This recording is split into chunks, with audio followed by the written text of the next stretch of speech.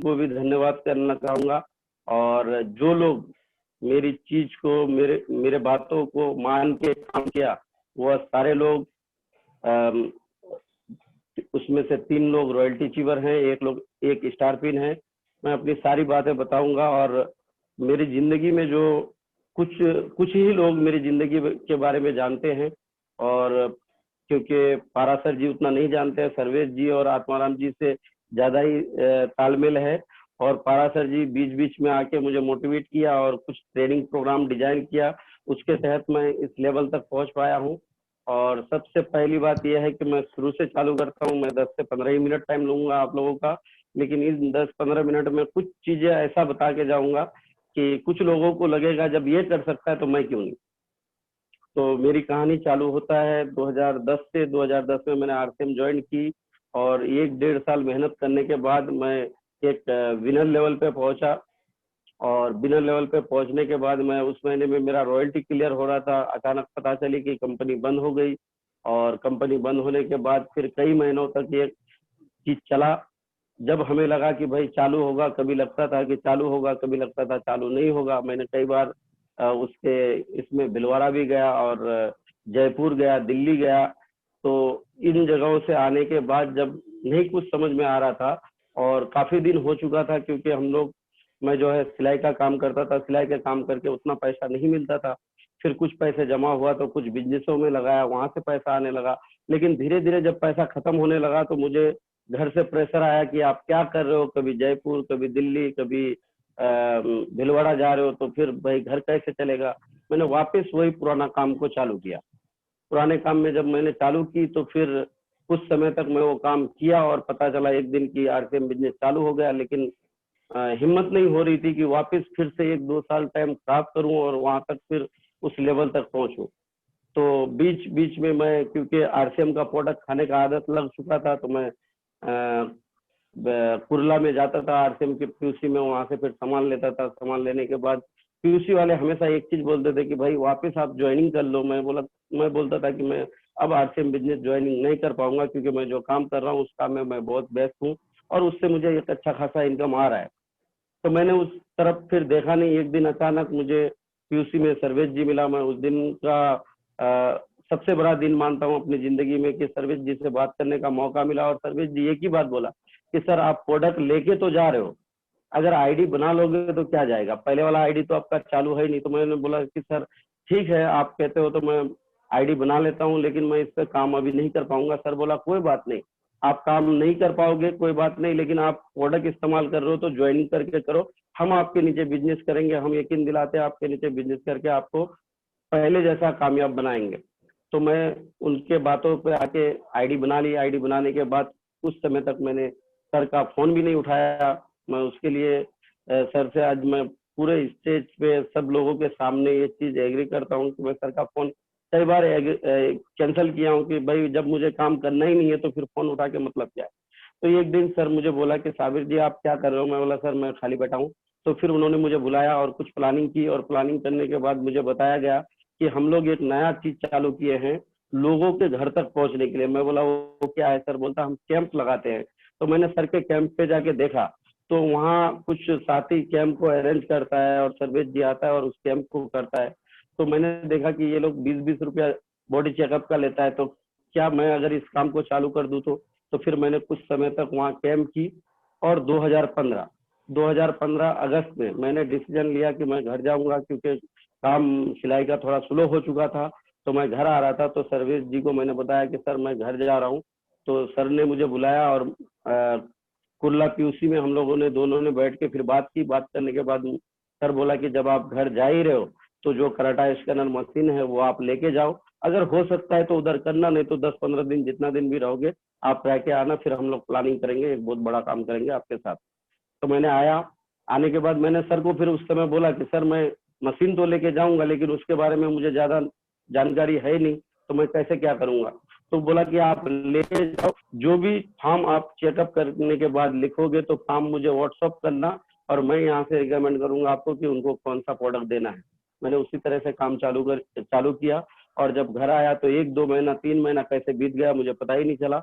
और धीरे धीरे जब मैं इस पे पैसा कमाने लगा तो मुझे लगा कि भाई मुंबई में सिलाई का काम करके मैं घर परिवार चला रहा था, क्योंकि घर का बड़ा बेटा मैं हूँ। मेरा पापा का जो है बचपन में ही उनके भांजे ने मर्डर कर दिया जमीन जायदाद के खातिर। और फिर हम लोगों की बहुत बुरी स्थिति हुई। मेरी अम्मी ने जैसा तैसा करके हम लोगों को पाल पोस के बड़ा किया। और मैंने अपने 10 से 12 साल की उम्र से मैंने काम करना चालू किया, और काम करते हुए मैंने होटलों में काम की, चाय के दुकानों में काम की। उसके बाद मैंने सिलाई का काम सीखने की कोशिश की एक जगह। तो 7 से 8 महीना 10 महीना हो गया, कुछ समझ में नहीं आ रहा था कैसे काम होगा। फिर अचानक मुझे पता चला कि जमाल भाई करके एक मेरा चचा का लड़का है, वो सिलाई का काम करते हैं। फिर मैंने उनका एड्रेस घर से उनका कॉन्टैक्ट नंबर ली और उनके साथ जाके मिला। फिर उनके साथ मैंने काम सीखा। 8 से 10 महीना लगा मुझे काम सीखने में। और जमाल भाई का एक ही कहना था कि मेरे अंदर हो सकता है कि 10 किस्म की बुराई हो, लेकिन वो आपको नहीं लेना है। जो मेरे अंदर आपको अच्छाई दिखे वो लेना है, और आपको काम सीखना है अच्छे से। और फिर मैंने काम सीखा। काम सीखने के बाद कुछ समय तक उनके पास काम की। काम करने के बाद मैं वहां से फिर मुझे लगा कि भाई जो मेरे सपने हैं वो तो ये काम करके पूरा नहीं होगा, मुझे कुछ अलग से करना था। और शुरू से एक खोज था। और फिर मैं वहां से बम्बई आया। आने के बाद फिर एक मेरे गांव के लोग रहते थे बम्बई में, एक सिकंदर नाम करके लड़का था मेरा, वहाँ बहुत अच्छा उससे मेरा दोस्ती था। फिर उनके साथ मैंने कुछ समय रहा, और वो फिर मुझे सिलाई का काम बम्बई में वापस स्पोर्ट लाइन में सिखाया। और उसी काम को करते हुए मुझे 2010 में आरसीएम बिजनेस मिला। बिजनेस का प्लान मुझे बहुत अच्छा लगा। प्लान अच्छा लगने के बाद मैं जब उस पर काम करना चालू किया तो तरह तरह की परेशानी आई। फिर 2012 में बंद हुआ। कुछ चीजें मैं आगे पीछे बता रहा हूँ, क्योंकि देखिए रट्टा मारा हुआ तो है ही नहीं कि जो हुआ है वो बताऊं। कुछ चीजें मैं आप लोगों को आगे पीछे हो सकता है कि मेरा बोलने में होता हो, लेकिन जो है वो रियल बता रहा हूँ। तो वहां से फिर मैं शुरुआत की। और फिर जब सर्वेश जी मेरी जिंदगी में आया तो सर्वेश जी ने मुझे विश्वास दिलाया, और पल पल मेरे साथ में दिन में 2 बार 3 बार 2 बार 3 बार डेली फोन किया कि किसी तरह से ये चालू हो जाए। क्योंकि उनको पता था कि मैं अच्छे से काम पहले कर रहा था, तो उसी हिसाब से मुझे उन्होंने गाइड किया।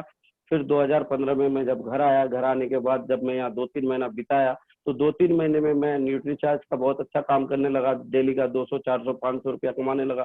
तो मैं सोचा फिर मुंबई जाके मुझे क्या करना है। मुंबई में भी जाके मैं 200 400 500 रुपया 800 रुपया का काम करता हूँ।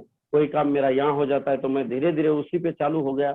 और कुछ लोगों को इस बिजनेस के बारे में बताया, लोग विश्वास नहीं कर रहा था, क्योंकि दुकानें दूर दूर थी। और इस तरह का कोई ऐसा सिस्टम था नहीं लोगों को। कुछ लोगों को जानकारी था, कुछ लोगों को नहीं था।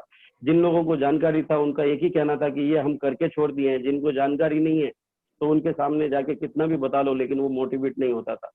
तो मैं बोला कि फिर कैसे होगा। सर्वेश जी से फिर मैंने बात की कि सर चीज हो तो रहा है कुछ, लेकिन कुछ बड़ा नहीं हो पा रहा है, कैसे होगा। तो वो बोला सिर्फ आप लगे रहो, जो आपका काम है वो करते रहो, एक दिन बड़ा होगा। तो इसी बीच में कुछ समय और बीता। कुछ समय बीतने के बाद एक दिन आत्माराम जी का फोन आता है। अचानक से फोन आता है। वो बोलते हैं कि सर मैं आत्माराम जी बोल रहा हूँ। तो मेरे अंदर एक खलबली सी मच गई कि मैंने तो आत्माराम जी को कभी फोन किया नहीं, कभी उनको नंबर दिया नहीं, तो फिर उनका फोन कहाँ से आया। तो कई सवाल चल रहा था। फिर सर कुछ बोल रहे थे, मैं सुन रहा था, मैं हाँ हाँ कर रहा था, लेकिन मैं इसी खोज में था कि मेरे नंबर सर को किसने दिया। क्योंकि सर से मैं एक बार मुंबई में मिला था, 2015 में ही मिला था मैं उनसे। तो काफी बड़ी स्टेज में बहुत मान सम्मान के साथ उनको बुलाया गया। तो वो चीज देखते हुए मैं सर को बोला कि सर हाँ बोलिए सर। मैं बस सर करता रहा, और सर कुछ चीजें बताता रहा। फिर 2-4 दिन के बाद फिर वापस फोन आया कि साबिर वो जो बात हुई थी अपनी, तो उस पर आपका कितना काम हुआ। तो वहां नहीं, अब मुझे नेटवर्क भी बनाना है। खाली कैंप के चक्कर में मैं अगर रहता हूँ तो सर क्योंकि बोला था कि आप अगर कैंप करते हो तो आप जो काम सिलाई का करके पैसा कमा के अपना परिवार चला रहे थे, वही काम आप यहाँ कर रहे हो। नेटवर्क कुछ अलग से नहीं कर रहे हो। नेटवर्क बनानी पड़ेगी, जब जाके इसमें आपको रॉयल्टी और टेक्निकल आएगा। तो फिर मैंने सर से पूछना चालू किया। फिर सर का नंबर आ गया, मैंने सर से बात करनी चालू की। तो धीरे धीरे मेरा काम बनना चालू हुआ। फिर मैंने एक दिन सर्वेश जी को फोन किया कि सर कुछ लोग हो चुके हैं। जब तक मुझे मालूम पड़ चुका था कि ये बिजनेस ऐसे नहीं चलता है जैसे मैं चला रहा हूँ। ये बिजनेस चलता है मीटिंगों से, ये बिजनेस चलता है काउंसलिंग से, ये बिजनेस चलता है सीनियर अपलाइन के मदद से।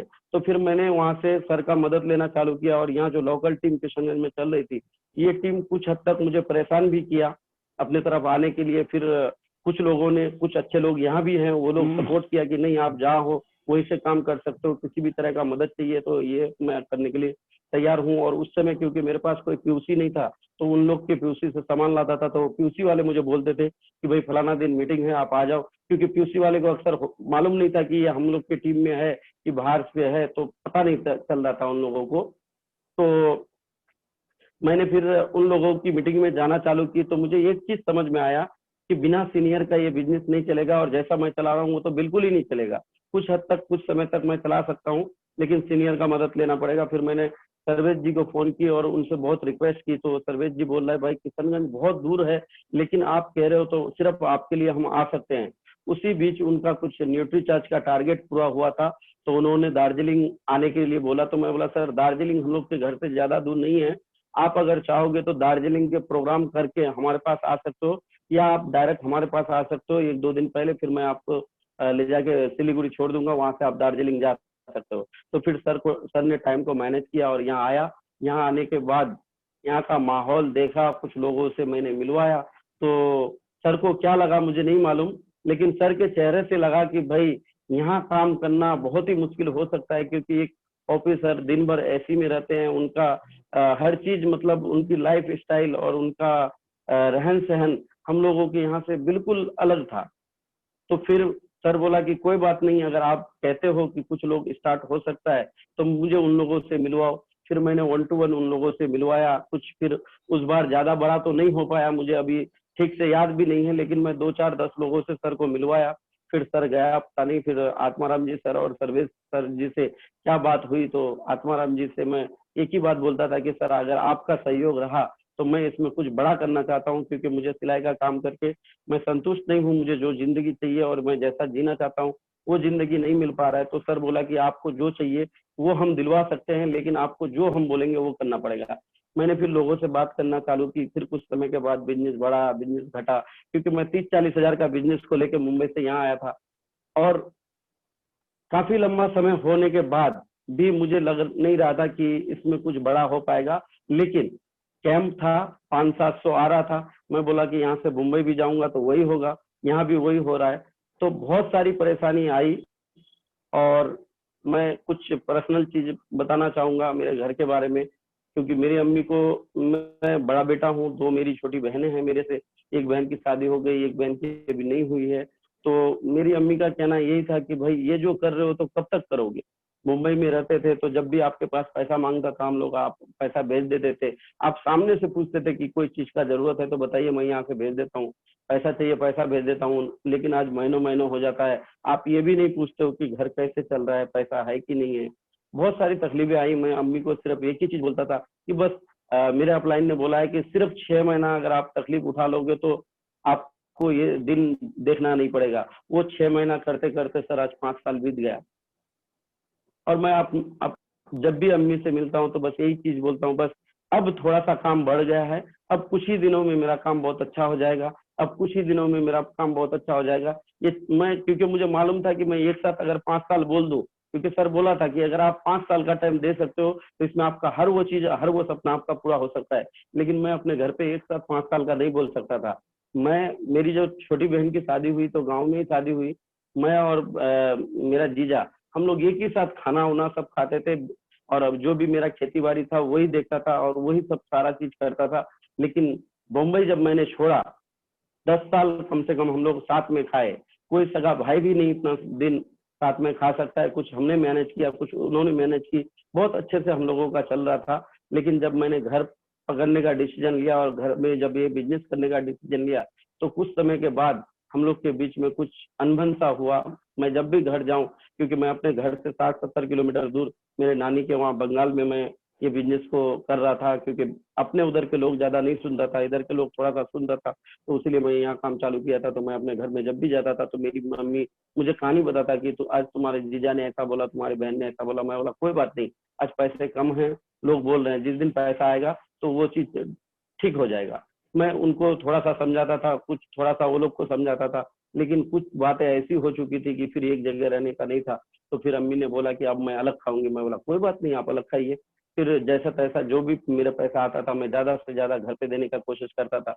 लेकिन जैसे कि आप लोगों को मालूम है कि 30-40 हजार के बिजनेस में उतना कुछ होता नहीं था। और स्टार्टिंग में सालों लग गए, मुझे बिजनेस बन नहीं रहा था। फिर मैंने सोचा कि कैसे क्या होगा, फिर मैंने डिसीजन लिया कि नहीं, अब इस तरह से नहीं होगा, क्योंकि घर से भी अलग कर दिया, घर के प्रेशर है और फिर आगे चल के बहुत सारा काम है, घर बनाना है, ये है वो, बहुत सारी चीजें मेरे साथ जुड़ी हुई थी, क्योंकि मैं अकेला था, उसीलिए बहुत सारी चीजों को लेकर चल रहा था। फिर मैंने डिसीजन लिया कि नहीं, अब मुझे वापस बम्बई जाना पड़ेगा। ये बिजनेस मैं पार्ट टाइम ही कर सकता हूँ, क्योंकि फुल टाइम करने के लिए मेरे पास ना तो पैसे है, जो पैसे थे वो खत्म हो चुके हैं, ना तो पैसे हैं, ना ही कोई सुन रहा है। तो मैंने एक दिन फिर सर्वेश जी से और आत्माराम जी से बात किया, और इसी बीच में आत्माराम जी सर हमारे यहाँ आए, मैंने उनको बुलाया, हमारे यहाँ आया। एक मीटिंग करने के बाद फिर वहां से जब काम बनना चालू किया, तो धीरे धीरे काम जैसे ही बढ़ा, तो मुझे लगा कि नहीं, अब ये काम मेरा बढ़ रहा है और अब मैं ये बिजनेस को अच्छे ढंग से कर सकता हूँ। तो फिर सर का सहयोग रहा। सर हर तीन महीने में, 4 महीने में, 6 महीने में आता रहा। पहली बार एक बार आया, उसके बाद 1 साल के बाद आया। जब आना चालू किया, मेरा बिजनेस बनना चालू किया, फिर धीरे धीरे मैं घर पे थोड़ा सा पैसा भी देने लगा, और मैं कैंप को साथ में रखा, और फिर धीरे धीरे ये चीज बढ़ते बढ़ते मेरा लेवल ईगल का आया। ईगल के लेवल आने के बाद मैंने सोचा कि भाई बिजनेस बढ़ नहीं रहा है। सर बोल रहे कि 5 साल में आपको कामयाबी मिल जाएगी। 3 साल, 3.5 साल हो चुका है। 2015-17 की बात मैं बता रहा हूँ, क्योंकि 2015 में मैं आया था, 2017 लास्ट में मैं बोल रहा हूँ कि बिजनेस बन नहीं रहा है, क्या किया जाएगा। एक दिन मैं रात को सोया, मैं रात भर सो नहीं पाया, 3-4 बज गया, मैं सो नहीं पाया। मैं यही सोच रहा था कि मैं क्या करूं। अगर मैं बिजनेस करता हूं तो घर वाले को तकलीफ में देता हूं, तकलीफ हो रही है, और अगर मैं मुंबई जाता हूं, सिलाई का काम करता हूं, तो घर वाले को तो मैं आराम दे सकता हूं, लेकिन मैं बिजनेस में कामयाब नहीं हो पाऊंगा। क्योंकि मुंबई में मैं बहुत सारा मेहनत किया, जिसके पास भी जा रहा था, लोगों के पास टाइम नहीं है, लोग सामान तो ले लेते थे लेकिन ज्वाइन होने के लिए तैयार नहीं थे। कुछ लोग बोल रहे थे हमारे डॉक्यूमेंट घर में हैं, कुछ लोग बोल रहे थे नहीं, हम बिजनेस नहीं कर पाएंगे। क्योंकि संडे के दिन हम लोगों का छुट्टी जब होता था, तो लोग फिल्म देखने जाते थे, घर के काम करते थे, कपड़े उपड़े धोते थे, लेकिन संडे के दिन मैं अक्सर मीटिंगों में बिता देता था। लेकिन ये सब सारी चीजें करते हुए जब मैं आगे बढ़ा, तो यहाँ आने के बाद जब मैं ईगल का लेवल लिया और फिर मुझे बिजनेस नहीं बढ़ते हुए दिख रहा था, तो एक दिन मैं बहुत परेशान होकर मैंने सोचा कि नहीं, अब मुझे मुंबई जाना ही पड़ेगा। सुबह मैं उठा और मैं सर को फोन किया, तो सर एक ही चीज मुझे बोला कि सर बिजनेस हो क्यों नहीं पा रहा है। मैं बोला सर मैं अकेला हूँ, बिहार जाता हूँ, वहां प्लान बताता हूँ तो बिजनेस ज्वाइनिंग होता है लोग, बंगाल आता हूँ, यहाँ प्लान बताता हूँ तो बिजनेस ज्वाइन होता है, बिजनेस में लोग ज्वाइन होता है, लेकिन कोई ना तो मेरे टीम में प्लान बता पाता है, ना कोई ये चीज को समझा पाता है। तो सर बोला कि एक चीज कीजिए, जो चीज आपको आता है वही चीज कुछ लोगों को आप सिखाइए। मैं बोला कैसे, समझ में नहीं आ रहा सर। तो फिर सर ने मुझे कुछ हिंट दी और मैंने एक ट्रेनिंग प्रोग्राम का चालू किया। ट्रेनिंग प्रोग्राम कैसा होता था मेरा कि 5-7 लोगों को एक जगह बुलाना और सिर्फ मार्केटिंग प्लान दिखाना। मैं दिखा के बैठता था, फिर उन लोगों को बोलता था कि आप दिखाओ। फिर उनमें से कुछ साथी मेरे प्लान दिखाने लगे। हालांकि मेरे साथ में स्टार्टिंग से अर्चना जुड़ी रही, अर्चना जी जुड़ी रही और बिजनेस करती रही। उन लोग को फिर पीयूसी भी दिलवाया और काम चलता रहा, लेकिन उनको भी प्लान बताना नहीं आता था। उस ट्रेनिंग प्रोग्राम से मुझे अच्छी तरह से याद है कि दिसंबर 2017 में जब मैंने प्लान स्टार्ट किया, ट्रेनिंग प्रोग्राम स्टार्ट किए, तो जनवरी, फरवरी, मार्च में मैंने स्टार पिन ली। उस प्लान के माध्यम से कुछ लोगों को प्लानर बताया, इधर बंगाल वाले को प्लानर बना दिया, उधर बिहार वाले को प्लानर बना दिया। वो लोग फिर अपना अपना काम करने लगा और तेजी से काम बनने लगा। स्टार पिन का जब सेलिब्रेशन में पारा सर जी आया, तो एक ही बात मुझे बोल के गया कि सर ये तो छोटी सी कामयाबी है और आपको और भी बड़ी बड़ी कामयाबी मिलेगी। तो फिर वहां से कारवां चालू हुआ, और फिर जब स्टार पिन आ गया तो मुझे लगा कि भाई अब तो मुझे स्टार पिन आ गया, 15 से 18 हजार रुपया महीना आ रहा है, अब सब चीज अच्छे से चल रहा है, क्योंकि छोटा सा परिवार था, ज्यादा लंबा खर्चा नहीं है हम लोगों का। तो सब चीज अच्छा से करने लगा और मैं भी थोड़ा ध्यान कम देने लगा। तो फिर देख रहा हूँ मैं कि फिर मेरा काम जो है जहाँ का वही है, कभी स्टार पिन हो रहा है, कभी नीचे उतर रहा है, कभी ज्यादा हो रहा है, कभी कम हो रहा है। फिर ये चीज 2-4-6 महीना तक चला। 2-4-6 महीना चलने के बाद फिर मुझे पता चला कि नहीं, मुझे वापस कुछ करना पड़ेगा। मैंने फिर 2018 दिसंबर में फिर वापस ट्रेनिंग प्रोग्राम चालू की। तो अब मैं एक अलग ढंग से चालू करने लगा। मैं एक रूम लिया, उस रूम पे कुछ लोगों को बुलाया और 2-2 दिन में 2-2 बार मैंने ट्रेनिंग प्रोग्राम चालू की। कुछ लोगों को सुबह देने का चालू किया, कुछ लोगों को शाम को देने का चालू किया। जैसा जैसा लोगों के पास टाइम है वैसा वैसा मैंने ट्रेनिंग प्रोग्राम देना चालू किया। सर आज बोल रहा है ना कि भाई जो आदमी इस महीने में ईगल आएगा वो दिसंबर तक रॉयल्टी जा सकता है। किसी को यकीन हो या ना हो, मुझे यकीन है कि 3 महीने में आदमी अगर चाहे तो अपने आप को साबित कर सकता है कि मैं कुछ कर सकता हूँ। मैंने वापस 2018 में फिर डिसीजन लिया और कुछ लोगों को ट्रेनिंग देनी चालू की और कुछ प्लानर बनाया, कुछ आगे की चीजें बताया कि मीटिंग में बिजनेस में पैसा कैसे आता है, स्लैब के बारे में बताया। जैसे जैसे मैंने लोगों को जानकारी देना चालू की, फिर काम बनना चालू हुआ। 2019 में मैंने रॉयल्टी ली और रॉयल्टी लेने के बाद फिर मैं कुछ समय तक ये काम को करता गया। फिर मेरे टीम में दो जमाल भाई और जाकिर जी रॉयल्टी आए और अफना जी स्टार पिन में आया 2019 में। और 2020 में मैंने 1 साल कड़ी मेहनत करने के बाद फिर मेरा लेवल चेंज नहीं हो रहा है। कुछ लोग आ रहे हैं, कुछ लोग जा रहे हैं, पुराने लोग खरीदी नहीं कर रहा है। समझ में नहीं आ रहा है कि कौन खरीदी कर रहा है, कौन नहीं कर रहा है। कई बार मैं ट्रे व्यू निकालते निकालते मतलब नेटवर्क छोड़ देता है। फिर क्यूसी में बैठ के कई बार मैंने ट्रे व्यू निकाला, लोगों को दिया कि भाई इस तरह से काम करो। कुछ लोग करते हैं, कुछ लोग नहीं करते हैं। जैसे कि आप लोगों को सबको पता है, बहुत सारी समस्या आई मेरे साथ। और कभी कभी तो ऐसा हुआ कि हम लोग चलते चलते इतना दूर निकल जाते थे कि गाड़ी पे पेट्रोल नहीं होता था, दोपहर का समय है, भूख भी लगी है, आप खाना खाओ तो वापस घर कैसे जाएंगे, और वापस घर जाएंगे तो भूखे रहने पड़ते थे। कई टाइम मैंने अर्चना जी के साथ, अर्चना जी बोलता है भूख लगा है, मैं बोला देखो इतना पैसा है, अगर हम लोग यहाँ से अगर कुछ खा पी लेते हैं तो वापस जाने के लिए हम लोगों के पास पैसे नहीं है। क्योंकि बहुत सारा चीज इस दरमियान आया और बहुत सारी चीजें इसके, क्योंकि इतना शॉर्ट में 10-15 मिनट में मैं आप लोगों को सारी चीजें नहीं बता सकता हूँ। बस मैं एक ही चीज, जो चीज सर्वेश जी और आत्माराम जी बोल दिया वो मेरे लिए पत्थर का लकीर था। जो उन्होंने बोल दिया वो चीज होना है, और जो उन्होंने कह दिया वो चीज मुझे करना है। ये चीज को करते हुए मैंने आगे बढ़ा और आज मैं रॉयल्टी लेवल पे तो था ही, और कुछ मेरे साथ में 3 रॉयल्टी अचीवर, 1 स्टार पिन वो है। और मैंने कोई प्लानिंग नहीं थी हम लोगों का कि मैं लेवल को चेंज करूंगा, बस इतना जानता था कि सितंबर में मुझे लेवल चेंज करना है। लेकिन एक दिन अचानक आत्माराम जी का फोन आता है पिछले महीने में 15 तारीख को। उसने मेरे नीचे के लोगों का लिस्ट निकाल के दिया। वो बोलता है साबिर आपके नीचे कितने लोग हैं? मैं बोला सर पता नहीं, 3000 के आसपास होंगे। तो उन्होंने मुझे लिस्ट दिया। लिस्ट देने के बाद वो बोला कि आपके पास इतने लोग हैं कि आप टेक्निकल कर सकते हो, और थोड़ा सा अगर मेहनत इस महीने में कर लो तो आपका लेवल चेंज हो सकता है, क्योंकि आपका लेवल चेंज लगभग 1 साल से नहीं हो रहा है, और आप चाहो तो इस महीने में हो सकता है। मैं बोला सर अगर मेरा लेवल चेंज हो सकता है तो मैं दिन रात एक कर दूंगा, आप खाली मुझे बताइए कि मुझे करना क्या है।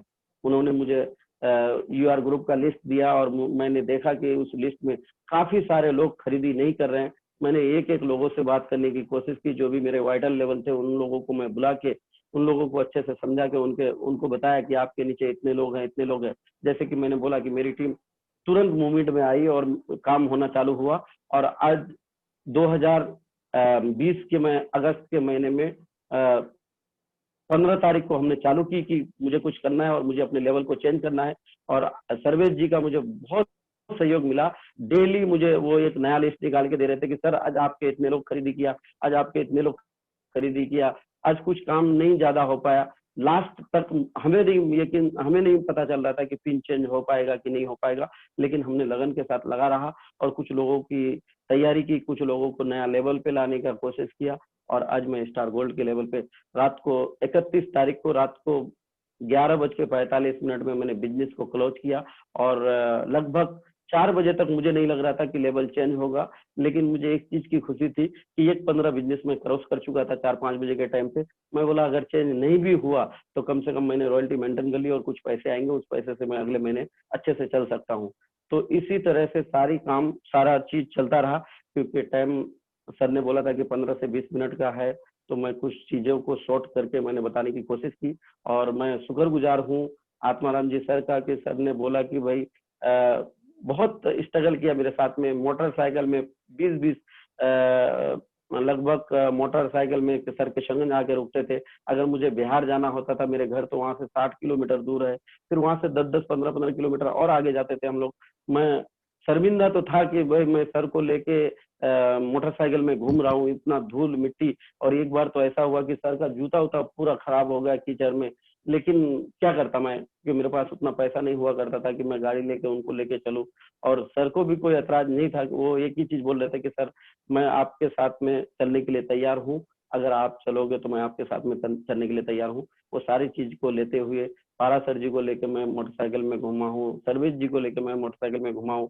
और आत्माराम जी तो मेरे फेवरेट है ही, इसलिए मैं उस दिन बोल दिया था कि सर मुझे आप जैसा बनना है, क्योंकि मुझे मालूम है कि एक इतना बड़ा लेवल का आदमी इतना इनकम लेने के बावजूद भी अपने घर में अगर वो सब्जी भी लेने जाते होंगे तो मेरे ख्याल से कार में जाते होंगे, वो आदमी मेरे साथ 70-70 किलोमीटर 80-80 किलोमीटर बिना कुछ खाए पिए, क्योंकि हमारे यहाँ ना तो होटल है उतना अच्छा, ना कोई मीटिंग हॉल है, ना कुछ है। टाउन हॉल है एक किशनगंज में, तो उसका बहुत भाड़ा है, और उसके लिए हमारे पास उतना बड़ी टीम नहीं थी। लेकिन मैं आज वादा करता हूँ कि जब भी लॉकडाउन खत्म होगा, मैं टाउन हॉल और मैरिज हॉल में सर का प्रोग्राम करवाऊंगा, क्योंकि मेरे हिसाब से अब मेरी टीम यहाँ इतनी बड़ी हो चुकी है कि हम 200-500 लोगों का मीटिंग करवा सकते हैं। लेकिन सर का मुझे एक ही बात याद रहता था कि साबिर, अगर आपको रॉयल्टी जाना है तो एक आदमी आपको 3,000 का बिजनेस दे सकता है। और मैंने लोगों को भर भर के लेके गया सर किशनगंज टाउन हॉल में। कभी कभी ऐसा होता था कि मेरे पास पैसा नहीं होता था, और लोग वहां जाके बोलते थे मेरे पास, सर आप बुलाए तो हैं लेकिन मेरे पास पैसे नहीं है। फिर किसी से पैसा लेके मुझे उनको टिकट लेके अंदर जाना, घुसाना पड़ता था। फिर बाद में वो निकल के जब उसको अच्छा लगता था वो पैसा वापस करता था, अच्छा नहीं लगता था तो पैसा वो भी वापस नहीं करता था। लेकिन बहुत सारे लोगों को हमने भर भर के किशनगंज मीटिंग में लेके गए। सर का एक ही कहना था कि जिस दिन आपके 200 लोग मीटिंग में आना चालू कर दिया, उस दिन आपको परमानेंटली रॉयल्टी आएगी और 50,000 का इनकम आएगा। टोटल इनकम इस बिजनेस से मैं लगभग 10 लाख प्लस ले चुका हूँ, क्योंकि मैं कैम्प किया हूँ तो कैम्प में बहुत पैसा आया है।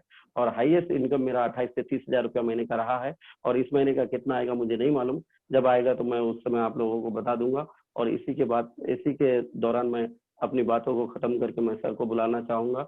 मैं एक ही चीज का आज कमिटमेंट चाहूंगा कि मैं जो चीज मुझे सर लोगों से मिला है, मैं अपने डाउनलाइन को, अपने लाइफ लाइन को देने की पूरी पूरी कोशिश करूंगा। और आज मैं इस मंच ये करता हूं कि जो भी आदमी अगर कामयाब होना चाहता है, मैं उनके लिए सुबह 6 बजे से लेकर रात को 12 बजे तक काम करने के लिए तैयार हूं, क्योंकि बहुत सारे डाउनलाइन मेरे सुनते हैं।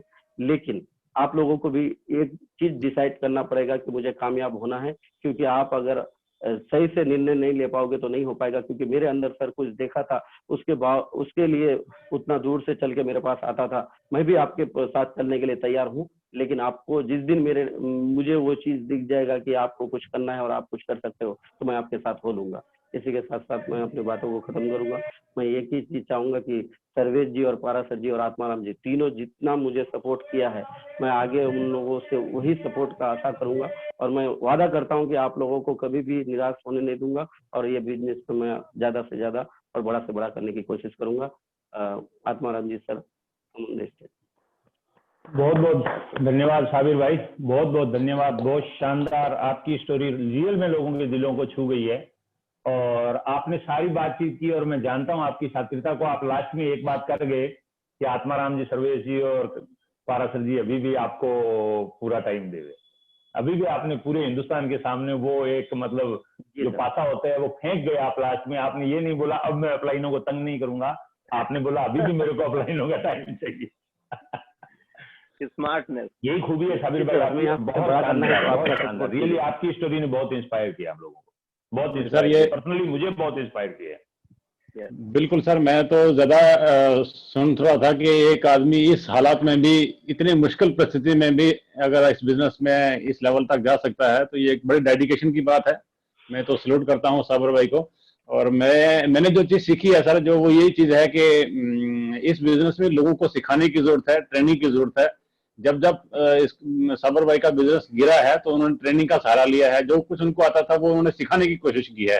तो हमारे साथ बहुत सारे साथी हैं सर, वो सिखाते नहीं है, फिर वो भाषण देते हैं कि मेरा ऐसा हो गया, मेरा वैसा हो गया, अपलाइन ऐसी है, डाउनलाइन ऐसी है। तो वो चीज मेरे को दिखी नहीं। इन्होंने पूरे तरीके से जो चीज ट्रेनिंग दी है, इन्होंने लोगों को सिर्फ प्लान की ट्रेनिंग दी। मैं हमेशा से मतलब क्या है कि मैं जब भी टूर पे होता था मैं आके बताता भी था सारे लोगों को, आप सब लोगों को। मैंने साबिर किसी से अनजाना नहीं है, सभी टेक्निकल अचीवर मेरे जानते हैं कि साबिर कौन है, क्योंकि साबिर के बारे में हमेशा आप लोगों ने वो बार बार मतलब क्या है कि साबिर के बारे में सुना था, और हमेशा